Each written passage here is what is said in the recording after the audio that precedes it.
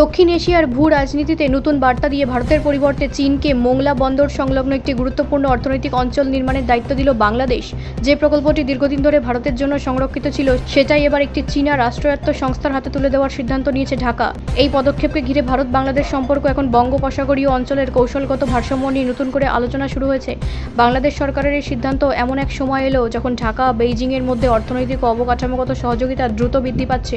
সাম্প্রতিক উচ্চ পর্যায়ের বৈঠকে দুই দেশের মধ্যে বন্দর উন্নয়ন, শিল্পাঞ্চল নির্মাণ, পরিবহন এবং নদী ব্যবস্থাপনা সহ একাধিক ক্ষেত্রে সহযোগিতার বিষয়ে ঐক্যমত হয়েছে।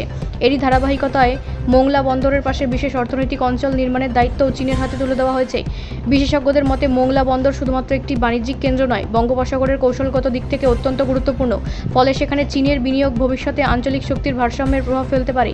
যদিও বাংলাদেশ সরকার এই প্রকল্পকে সম্পূর্ণ অর্থনৈতিক উন্নয়নের অংশ হিসেবেই তুলে ধরেছে, তবুও নিরাপত্তা বিশ্লেষকদের একাংশের মতে বন্দর অবকাঠামোয় চীনের উপস্থিতি ভারতের জন্য দীর্ঘমেয়াদী কৌশলগত চ্যালেঞ্জ তৈরি করতে পারে।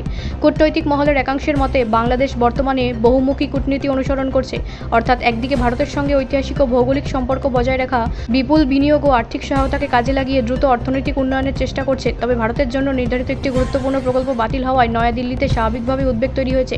আন্তর্জাতিক সম্পর্ক বিশেষজ্ঞদের মতে এই সিদ্ধান্তে ভারত বাংলাদেশ সম্পর্কের অবনতি হিসেবে দেখার আগে ঢাকার বৃহত্তর অর্থনৈতিক কৌশল বিবেচনা করা প্রয়োজন। বাংলাদেশ বর্তমানে বিদেশি বিনিয়োগের আকর্ষণ এবং শিল্পায়নকে সর্বোচ্চ অগ্রাধিকার দিচ্ছে। সেই লক্ষ্যেই তারা বিভিন্ন দেশের সঙ্গে সমান্তরালভাবে কাজ করছে।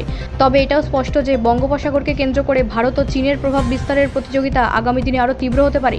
সেই প্রেক্ষাপটে বাংলাদেশের এই সিদ্ধান্ত দক্ষিণ এশিয়ার ভূ রাজনীতিতে একটি গুরুত্বপূর্ণ মোড় হিসেবে বিবেচিত হচ্ছে। এখন নজর থাকবে এই পরিবর্তনের পর ভারত কী ধরনের কূটনৈতিক ও অর্থনৈতিক পদক্ষেপ গ্রহণ করে এবং ঢাকা নয়াদিল্লি সম্পর্কের ভবিষ্যৎ কোন পথে এগোয়। ব্যুরো রিপোর্ট, রাষ্ট্রীয় প্রসার বাংলা।